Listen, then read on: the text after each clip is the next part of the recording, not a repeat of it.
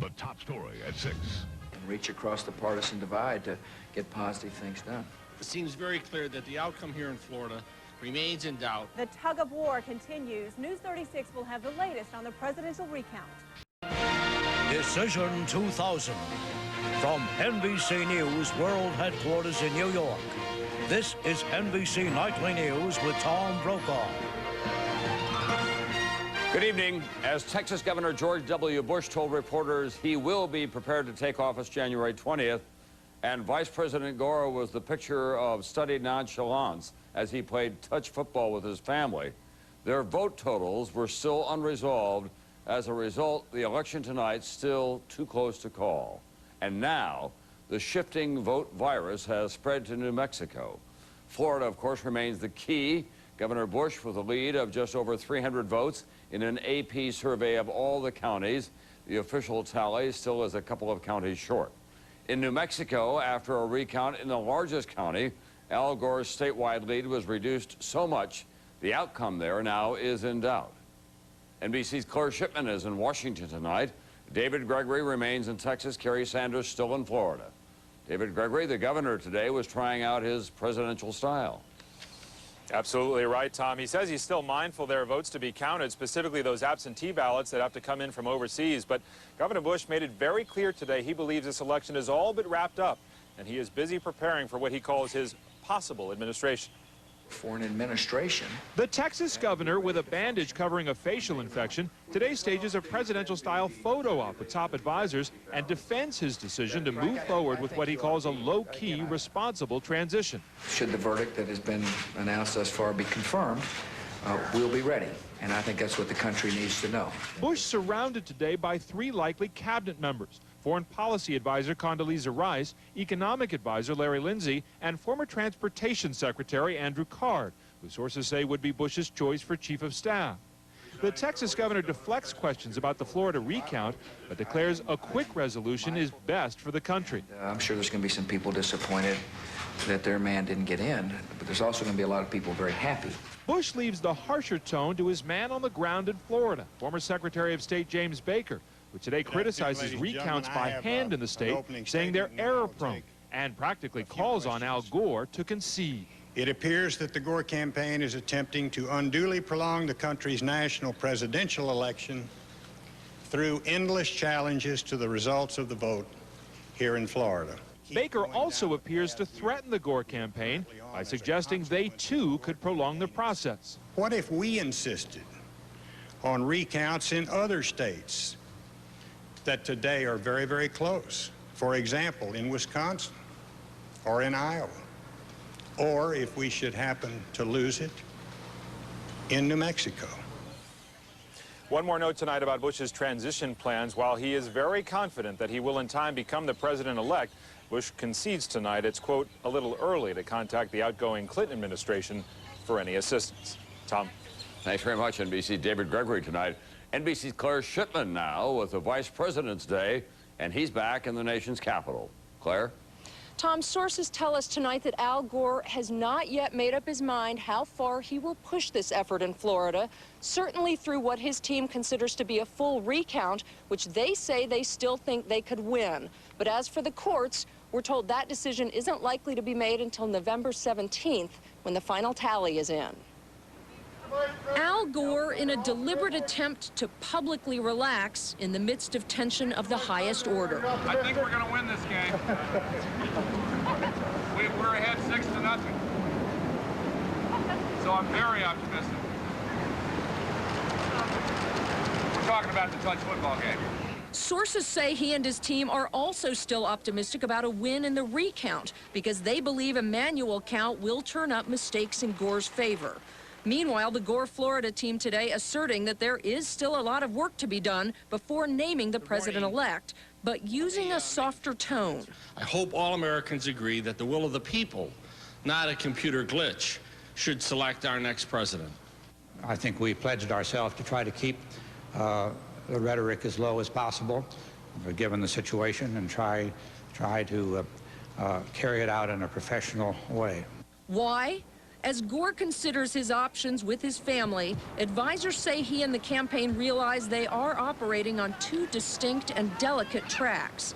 Legal, which they will pursue vigorously to keep options open, and political, which they have to watch carefully as they feel mounting pressure. Friends point out that the man who was so quick to concede the first time to George W. Bush when he thought he'd lost, and who told aides, "We have to do this right," is not a politician who would insist on a long, damaging legal process if it is determined that's what going to court would mean. Bill Clinton called Al Gore today to commiserate, less to offer advice than to offer support, to say how hard all this must be.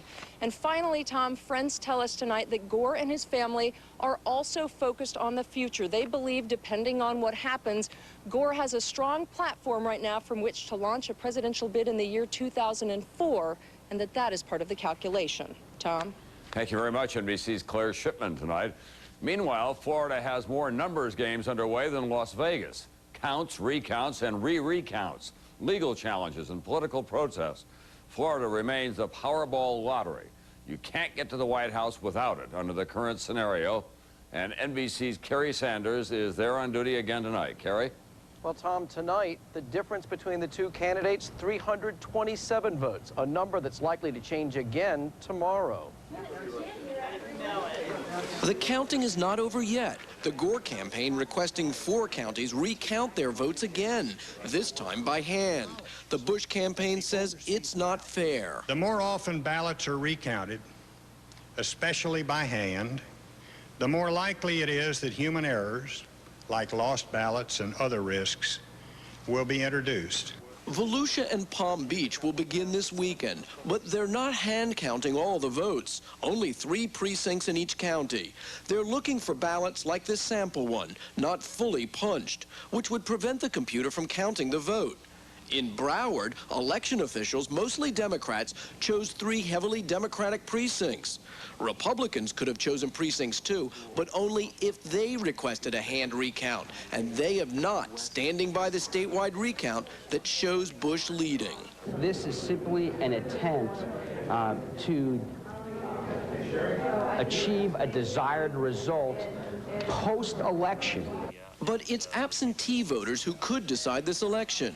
More than 7,000 absentee ballots sent overseas have not yet been returned. The deadline for mail-in ballots is 10 days from Election Day. That's next Friday. Republicans confident most of those votes will go to Bush, many from the military stationed abroad, and in this case, from a first-time voter in England attending university. It's just amazing to think that my little overseas ballot that I didn't really expect to even be counted is so crucial to who's going to be the next president of the United States. But the Gore campaign expects a strong showing from overseas, too, from Israel, counting on voters like Hy and Debbie Newman, who live there part-time. I only hope that both parties will be big enough to realize that at some point it's got to stop. Well, 1 week from tonight, all the votes in Florida should finally be counted, and we should know who won the election. Tom? Thanks, Kerry Sanders tonight. Now more on the question of that ballot in Palm Beach County.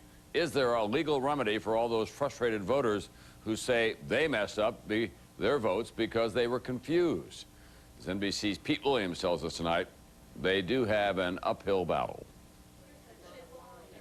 At the heart of the legal disputes, more than 19,000 ballots that the county says cannot be counted in the presidential election because voters punched too many holes in them, voting for more than one presidential candidate.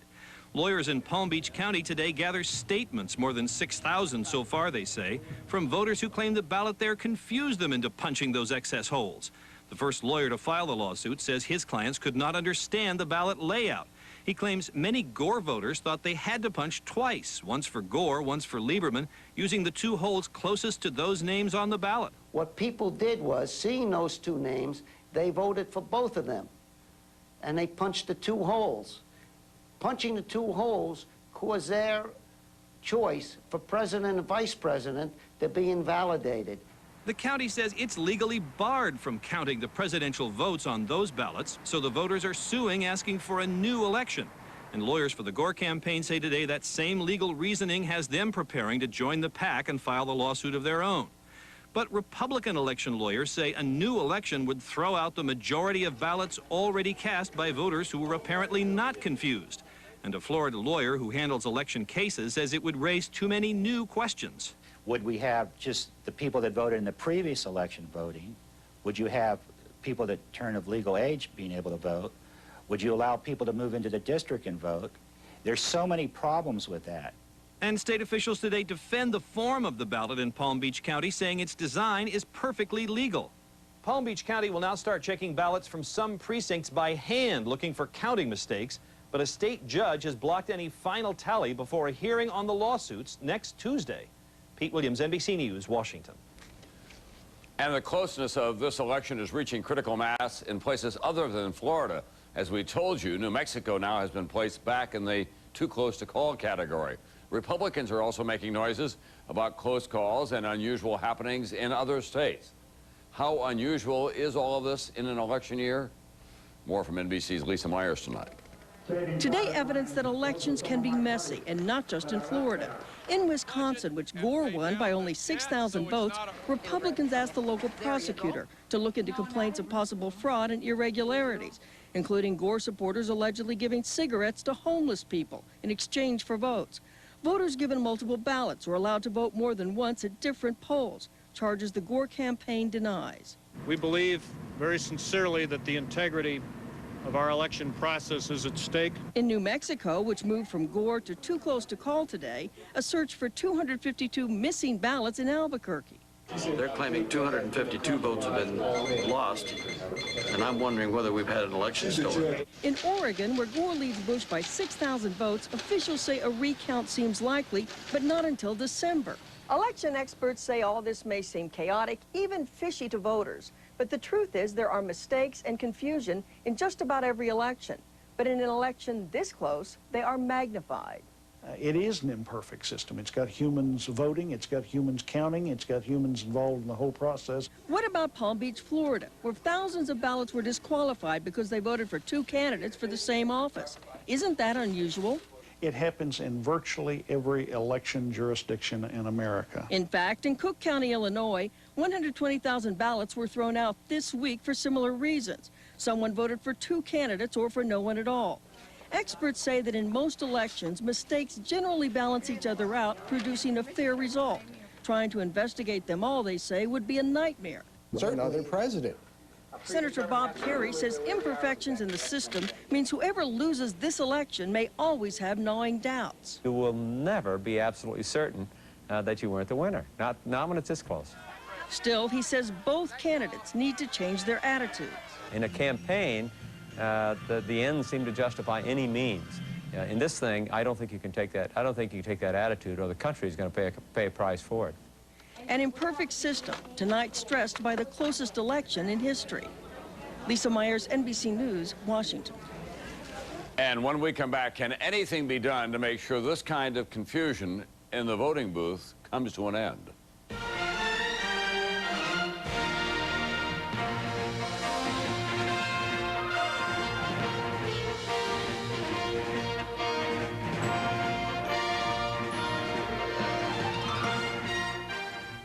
What if you cause a serious accident? How much coverage should you have? Do you want lower premiums or a smaller deductible? What about rental car reimbursement? Some people say they can put a policy together in 15 minutes. I've never thought doing it fast was as important as getting it right. You're in good hands with Allstate. Mine.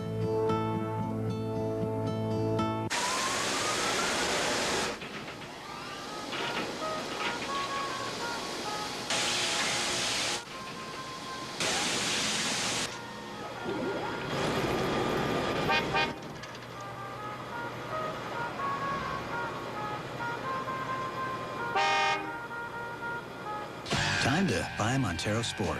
0 down, 0 interest, and 0 payments for an entire year on our best-selling Mitsubishis. Hurry, this deal ends soon.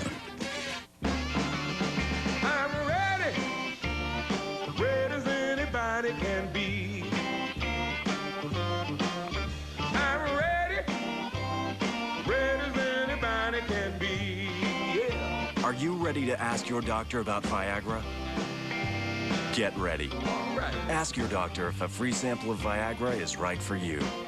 Well, I'm ready for you. I hope you're ready for me. Not much snow removal this time of year. Gives us a little more quality time with our Quaker oatmeal. When you eat Quaker oatmeal like we do, it actually works to remove cholesterol from your body. We ate it every day for 30 days. Helped take 20 points off my cholesterol. 14 points off mine. And with no snow to remove, I understand how a box of Quaker oatmeal feels when it's in the cupboard, and the door is shut, and it's dark, and it's all alone. Oh, Perry. Woo. Quaker oatmeal. Warms you heart and soul. As the recount drags on tonight, there are new concerns about what is plainly a flawed system, the casting and counting of votes. There are 190,000 precincts across this country with a baffling array of voting booths, ballots, and procedures, some of which are decades out of date. NBC's Robert Hager reporting tonight in collaboration with the Wall Street Journal. In a computerized electronic age where ATMs give us money on demand and supermarket scanners confirm immediately just what we've bought, to vote, America relies on a hodgepodge of aging machines, with 1 or 2% of voters who use them spoiling their ballots, as many as 20% in more confusing races. That equipment, 1 of every 5 balloting places uses mechanical levers, a technology basically unchanged in 100 years. No one even makes the machines anymore. The most widely used devices are varieties of a punch card system, as found in Palm Beach, Florida, and 1 of every 3 voting booths in America. This particular one works like this. You slide the ballot in here, then move this handle to punch a hole beside the name of each candidate selected. But sometimes it's hard to get it lined up correctly, and if the hole isn't completely punched out, the scanner doesn't count it. Why such old technology? Election lawyer William Canfield. When state and local government have to make decisions as to buying high-technology voting machines as opposed to hiring new police officers or paving roads, they'll always come down on the side of paving roads or hiring new police officers. It's a no-brainer. There are modern electronic voting screens many say are easier to use and make counting easier too. But because they're new and expensive, only 1 in 10 precincts now has them, although a manufacturer believes they're the wave of the future. You will be able to go to a mall or to a transportation center or generally where people congregate and cast your ballot via a touch screen on a kiosk, much in the same manner as the way ATMs took the banking process to the public. Will what's happened now lead to reform? The bomb has gone off, and I think for the first time people in Congress are going to be aware of the extent of the problem and be energized to do something about it. Extend the technology and accuracy we expect of ATMs and supermarket checkouts to the voting booths where we elect our presidents. Robert Hager, NBC News, Washington. When we come back, the home of the brave, Veterans Day, and breaking ground on the new World War II memorial and the controversy.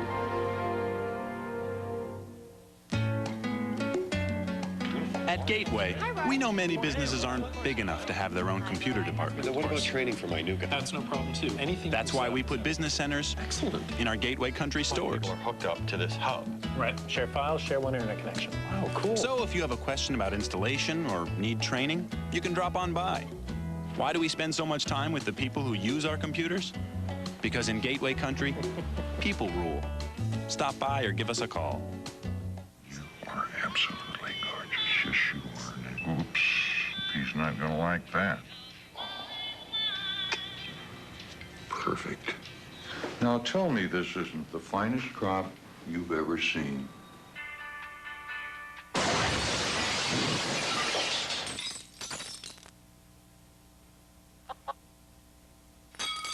Why don't you go next? For the best flakes, we only accept the best corn. Kellogg's Corn Flakes. Isn't stuffing great with Butterball turkey? Wish we could have it more often. Now you can. Introducing the holiday stuffing for all 365 days. New genuine Butterball stuffing. Make it any way you like, in a bird, the oven, on the stove, or in the microwave. Add Butterball broth and it's even tastier. Discover savory, slow-cooked holiday flavor tonight. Like a holiday. Without all the relatives. And without all the work. For stuffing, broth, and gravy that make any meal holiday special, the best of all is Butterball. Today I made an omelet. I picked an apple.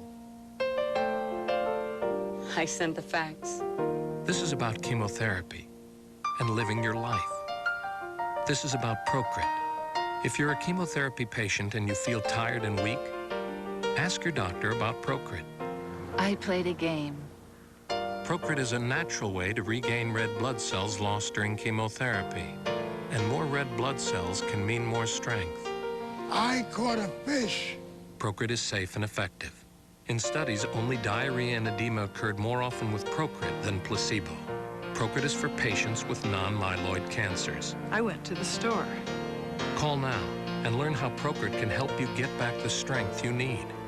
Your strength for living.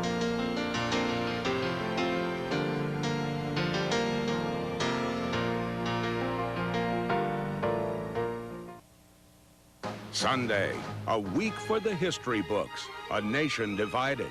What does this mean for our next president? If it's Sunday, it's Meet the Press. Behind the scenes, Bush, Gore, NBC Nightly News, Monday. On Wall Street, it was another jittery day for investors who sold heavily amid the uncertainty over the presidential race and also some poor earnings for technology and retail stocks. As a result, the Dow was down 231 points today. NASDAQ closed down more than 171 points. For the week, the Dow fell 215 points. The NASDAQ dropped more than 12%, losing more than 422 points on the week. And while the two campaigns struggle over the outcome of the presidential election tomorrow in Washington, a high-profile ceremony will be held on the Mall to mark the overdue beginning of a World War II memorial. But not even that moment is without controversy. Here's NBC's Jim Miklashevsky. In Washington today, preparations for a Veterans Day tribute many believe is long overdue. Tomorrow, 55 years after America defeated Germany and Japan, a groundbreaking on the National Mall for the first ever national memorial to World War II. Navy vet and Memorial Committee Chairman Hayden Williams calls it a fitting legacy to the 16 million Americans who served in that war. We were fighting for freedom, not only our own, but for others. At $140 million, mostly private donations, the monument will feature 56 granite pillars that form an open circle.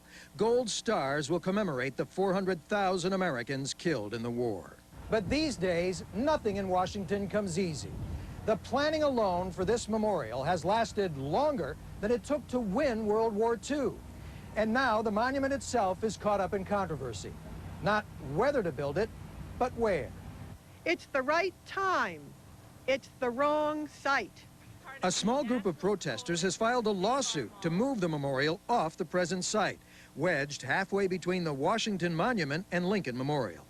This is an absolute intrusion. 80-year-old John Graves fought the Nazis in the Battle of the Bulge and now believes the new memorial would seriously detract from the other monuments. We do not want our legacy to be a controversy.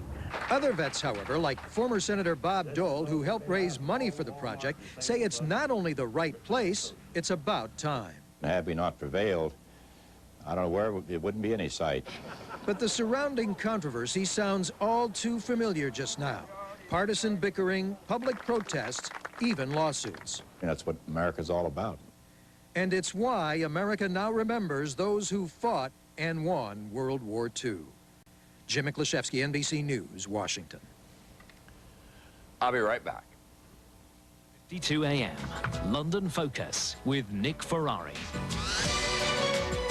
I like Americans. I don't know that I could eat a whole one, but I actually like them as a people. But what a fiasco. What a shambles. This is extraordinary. And they call themselves a superpower. If this was going on in Nicaragua, if this was going on in Eastern Europe, they'd probably start bombing. But the fact that it's happening in Florida just means more work for the lawyers.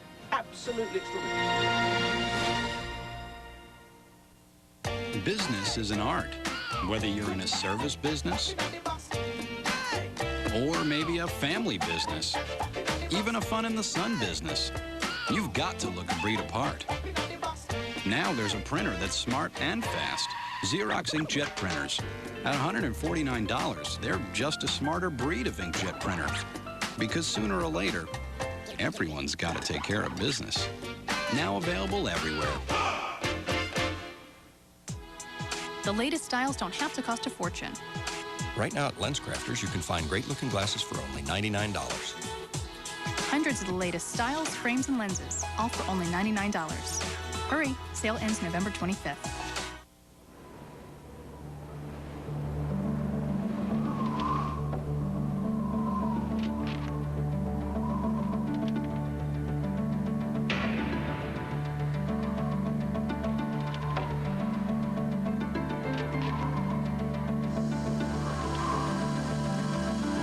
Also try genuine Bear gel caps, the only gel cap that can help save your life.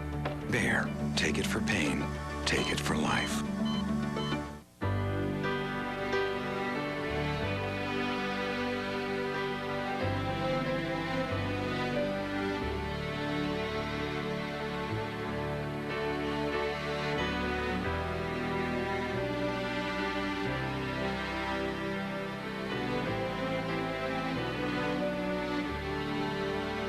Space.com. Something amazing every day.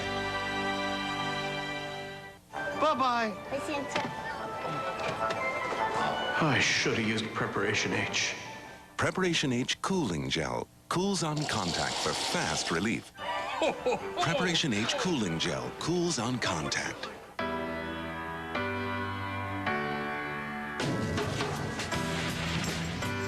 A 4-minute mile. A pole vault of 20 feet. A perfect 10. The experts said these could never happen. What do they know?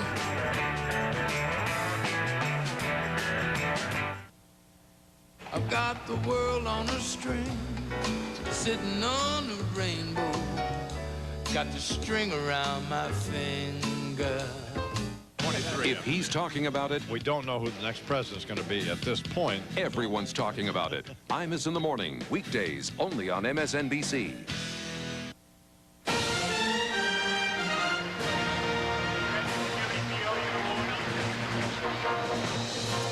In the midst of all of this post-election chaos, President Clinton last night was hosted a dinner celebrating the 200th birthday of the White House. All the living former presidents, except of course Ronald Reagan, were there, Democrat and Republican alike. They were reassuring about the ability of this nation to deal with the confusion. Tonight, those presidents, in their own words. Once again, the world's oldest republic has demonstrated the youthful vitality of its institutions and the ability and the necessity, I say, to come together after a hard-fought campaign. Our nation is so great, so strong, and the tradition is so embedded in the consciousness of all leaders here that we will survive this present uncertainty about the outcome of the election. The names and faces may change, but this House, like our beloved republic, endures. Through trial and tribulation as well as triumph, the White House has served as our nation's anchor to windward, a vision of constancy, a fortress of freedom, the repository of 1 billion American dreams. The White House has never belonged to any one of us. It will always belong to all of us.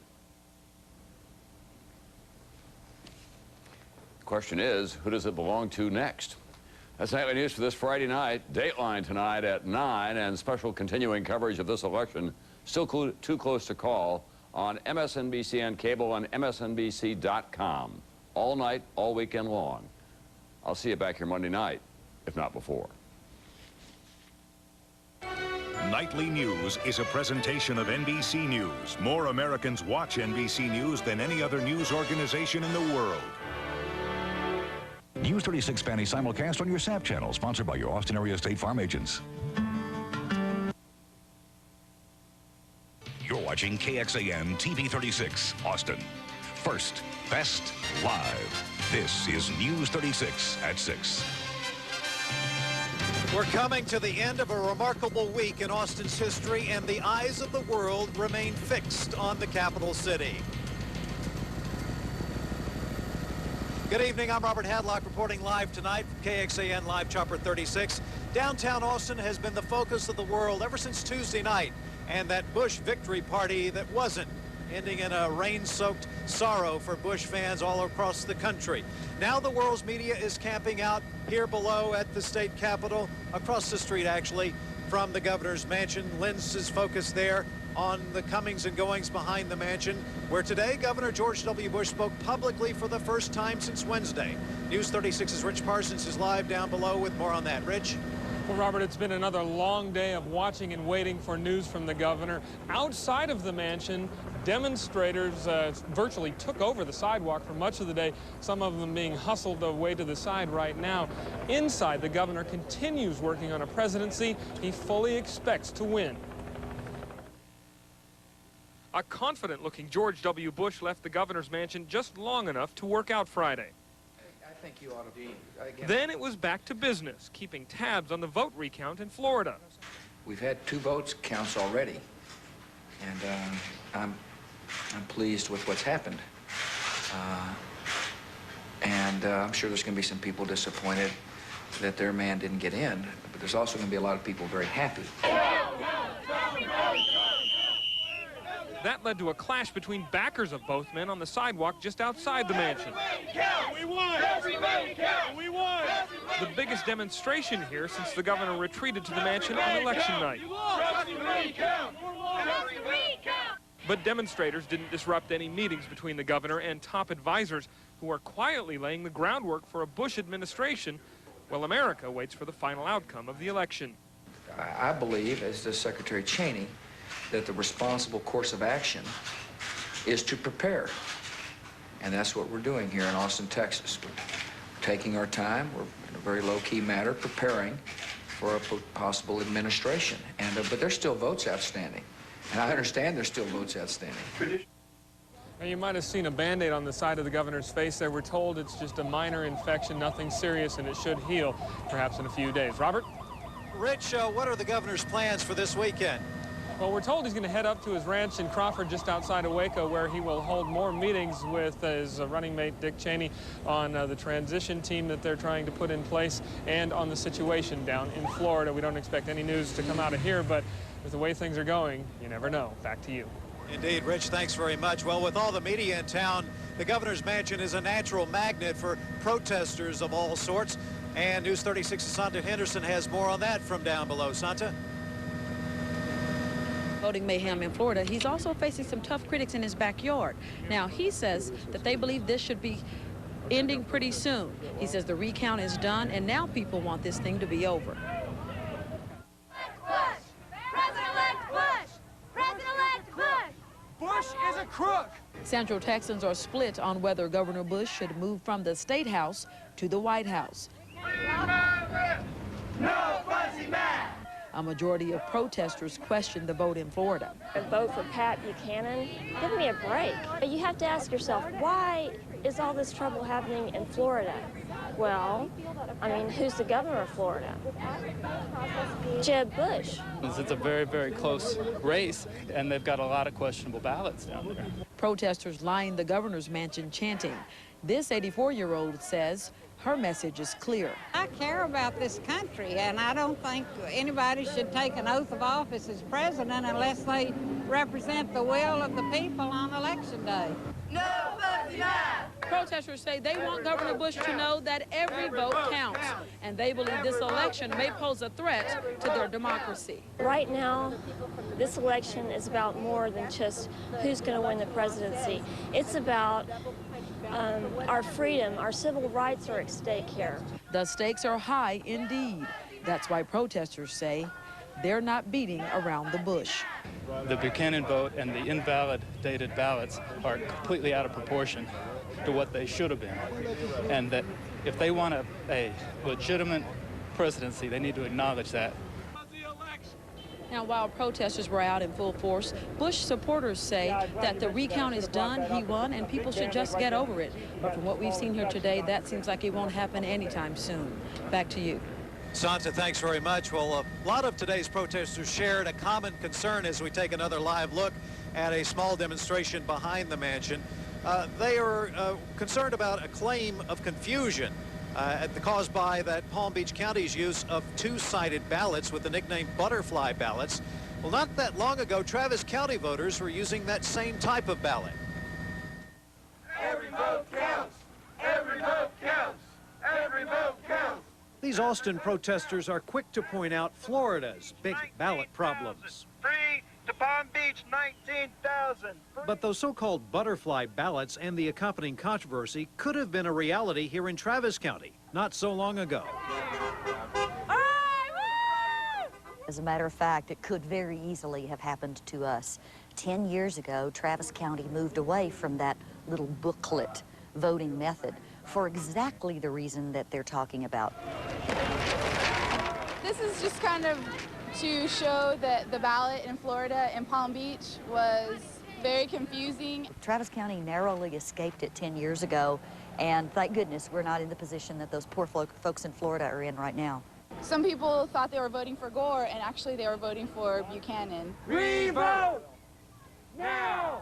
It's a dilemma Travis County Clerk Dana DeBeauvois is happy to have avoided, but one she says other officials should not ignore. This election was free, but I'm not sure we can say it was fair if we've got 19,000 people saying, I don't feel like I cast my ballot properly. I don't think you can ignore them. Ultimately, DeBeauvois says Palm Beach County officials are going to have to close their eyes to all this attention and do what's free and fair for the voters there.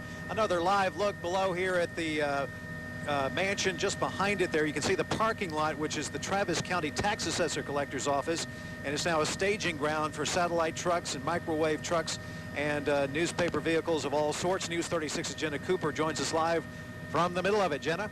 Well, you saw it, Robert, and you can see behind me that I'm one of many members of the media out here today.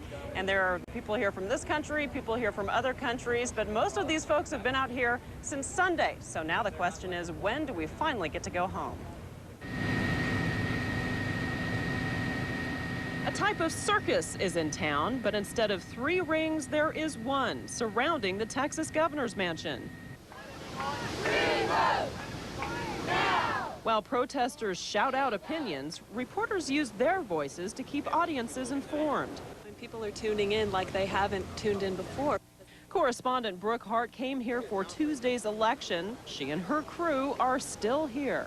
I was only supposed to be here for 3 days, and so I tend to pack light anyway, so I had to go shopping. I've already done some shopping.